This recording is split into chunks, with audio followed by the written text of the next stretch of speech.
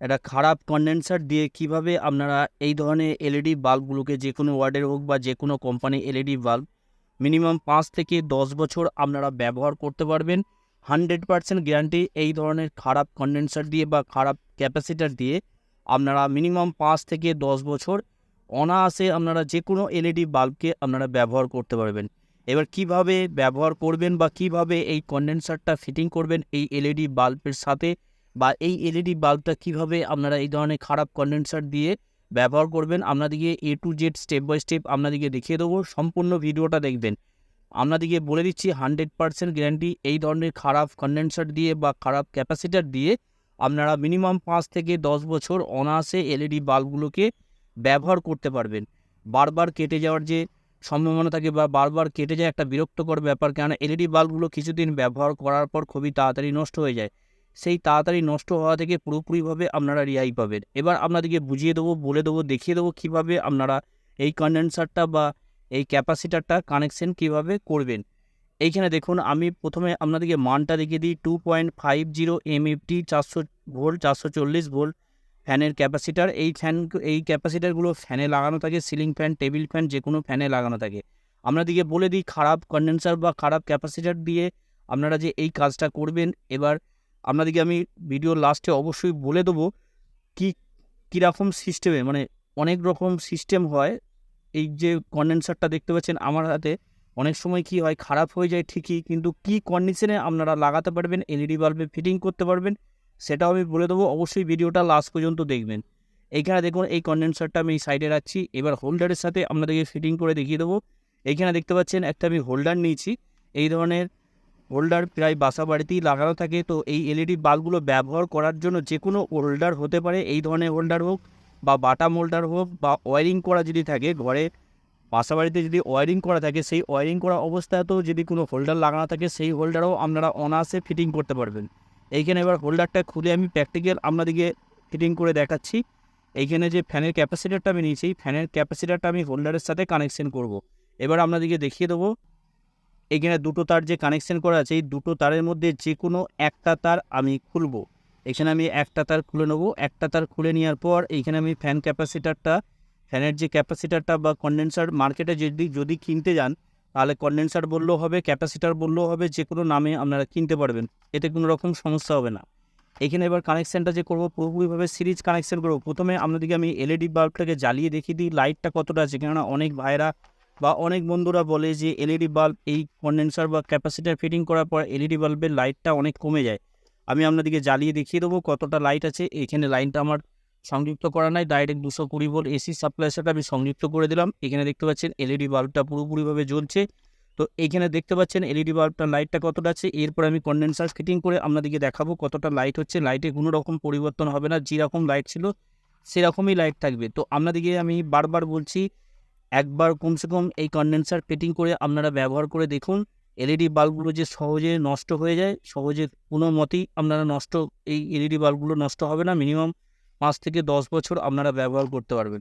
এখানে দেখতে পাচ্ছেন কনডেন্সারের কোনো রকম দিক নেই, যে কোনো একটা তারকে আমি হোল্ডারের সাথে সংযুক্ত করেছি, আর এইখানে একটা তারকে আমি খালি রেখেছি। এবার এই একটা তার কীভাবে কানেকশন করব সেটাও আমি আপনাদেরকে দেখিয়ে দিচ্ছি। এইখানে যে আমি একটা তার ডাইরেক্ট 220 ভোল্ট যে এসি সাপ্লাই দেবো, এসি সাপ্লাই একটা তারকে আমি সরাসরি এইখানের মধ্যে আমি জড়িয়ে নিচ্ছি। এইখানে সোল্ডারিং করে নিতেও পারেন, এতে করে কোনো রকম সমস্যা হবে না। এরকম জড়িয়ে নিলাম। জড়িয়ে নেওয়ার পর আমি আপনাদেরকে এবার জ্বালিয়ে দেখিয়ে দেবো। অবশ্যই ভিডিওটা লাস্ট পর্যন্ত দেখবেন। ভিডিওটা লাস্টে আমি একটা টপিক আপনাদেরকে বলে দেবো, ওটা আপনাদের অবশ্যই জানা দরকার। এখানে আমি এলইডি বাল্বটাকে লাগিয়ে দিলাম। লাগিয়ে দেওয়ার পর এইখানে দেখতে পাচ্ছেন কানেকশান, মোটামুটি আমি কানেকশান এখানে কমপ্লিট করে নিয়েছি। এইভাবে আপনারা কানেকশানটা করবেন।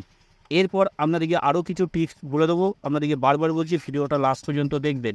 এইখানে দেখুন, এইখানে আমি ডাইরেক্ট 220 ভোল্ট এসি সাপ্লাই, এখানে কানেকশানটা একবার ভালো করে দেখে নিন। এবার আমি ডাইরেক্ট 220 ভোল্ট এসি সাপ্লাইয়ের সাথে সংযুক্ত করে দেখাবো আপনাদেরকে এলইডি বাল্বটা কতটা লাইট হচ্ছে, বা আগে আপনাদেরকে জ্বালিয়ে দেখিয়ে দিয়েছি কতটা লাইট ছিল। এখানে এবার সরাসরি আমি সাপ্লাইয়ের সাথে সংযুক্ত করব। এখানে ডাইরেক্ট 220 ভোল্ট এসি সাপ্লাইয়ের সাথে আমি সংযুক্ত করছি। সংযুক্ত করে আপনাদেরকে দেখিয়ে দিচ্ছি। এইখানে দেখুন এলইডি বাল্বটা পুরোপুরিভাবে জ্বলছে, কোনো রকম লাইটের পরিবর্তন নেই। আগে যতটা লাইট ছিল ততটাই লাইটে কোনো রকম, আমি বারবার আপনাদেরকে বলছি, অনেক ভাইরা বা অনেক বন্ধুরা বলে যে ফ্যান ক্যাপাসিটার লাগানোর পর কন্ডেন্সারটা লাগানোর পর লাইটটা অনেকটা কমে যায়, কিন্তু লাইটের কোনো রকম পরিবর্তন হবে না, যতটা লাইট থাকে ততটাই লাইট থাকবে। তবে এই জিনিসটা এই ফ্যান ক্যাপাসিটার দিয়ে বা কন্ডেন্সার দিয়ে প্র্যাকটিক্যালি আপনারা যখন এই কাজটা করবেন, অবশ্যই এই ফ্যান ক্যাপাসিটারটাকে ডিসচার্জ করে নেবেন। এই দুটো তারকে এক কাছে করে এরকম শর্ট করে নেবে। শর্ট করে নেওয়ার পর আপনারা দেখতে পাবেন এখানে একটা ফায়ারিং হবে। তো ফায়ারিং হওয়া মানে এইখানে পুরোপুরিভাবে ফ্যান ক্যাপাসিটারটা ডিসচার্জ হয়ে গেল, কোনো রকম এইখানে কারেন্ট লাগার সম্ভাবনা থাকবে না। তার জন্য আপনাদেরকে বলবো ফ্যান ক্যাপাসিটার দুটো তারকে শর্ট করে নেবেন প্র্যাকটিক্যাল যখন করবেন। আর পার্মানেন্টভাবে যখন লাগাবেন তখন কিন্তু শর্ট করার দরকার নেই, তখন তো ফিক্সড লেগে থাকবে, কোনো রকম সমস্যা হবে না। প্র্যাকটিক্যাল যদি আপনারা করেন তখন শর্ট করবেন। এবার আপনাদেরকে বলে দিই, এই ধরনের যে ফ্যান ক্যাপাসিটারটা আপনাদেরকে বলেছিলাম, খারাপ ফ্যান ক্যাপাসিটার যদি লাগান তাহলেই এই কাজটা করতে পারবেন, নতুন ফ্যান ক্যাপাসিটারের কোনো রকম দরকার হবে না।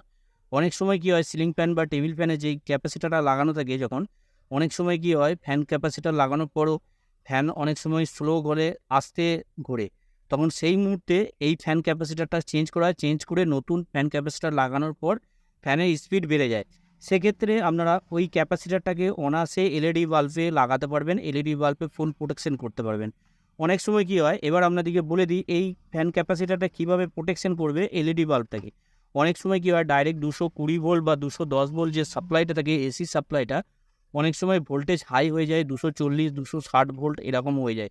ওই হাই ভোল্টেজ হওয়ার কারণে এলইডি বাল্বগুলোকে পুরোপুরিভাবে নষ্ট করে দেয়। ভিতরে যে ডাইভার সার্কিটটা থাকে, এই ধরনের যে ডাইভার সার্কিটটা থাকে, এই ডাইভার সার্কিটটা পুরোপুরিভাবে নষ্ট হয়ে যায়।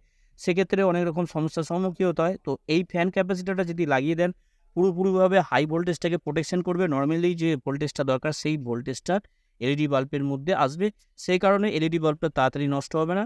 আপনারা মিনিমাম 8 থেকে 10 বছর ব্যবহার করতে পারবেন অনায়াসে। তো আপনারা অনায়াসে এই ফ্যান ক্যাপাসিটারটা লাগাতে পারবেন। আমি যে সিস্টেমটা দেখিয়ে দিলাম, বুঝতে যদি কোনো রকম সমস্যা হয় অবশ্যই কমেন্ট করবেন। ভিডিওটা যদি ভালো লাগে একটা লাইক করে দেবেন, লাইক করতে ভুলবেন না। আর এই ধরনের ভিডিও পাওয়ার জন্য অবশ্যই চ্যানেলটাকে সাবস্ক্রাইব করে অল নোটিফিকেশন অন করে রাখবেন। আপনারা সকলেই ভালো থাকবেন, সুস্থ থাকবেন, নিজের খেয়াল রাখবেন। ওকে, থ্যাংক ইউ, ধন্যবাদ।